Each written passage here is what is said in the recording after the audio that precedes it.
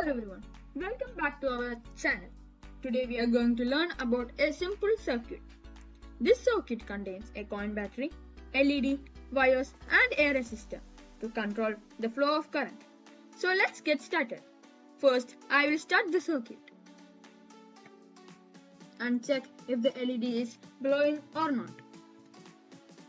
See, it's glowing, but bit dimmer, right? Yes. That is because of this resistor. As I said, it will control the flow of current.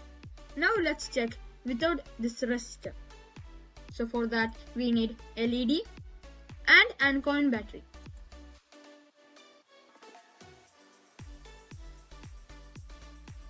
All of them have negative and positive side.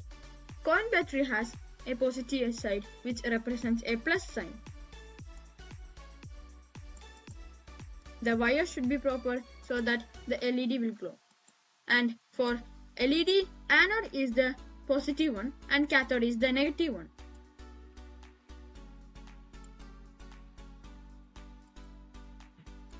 Now let's check.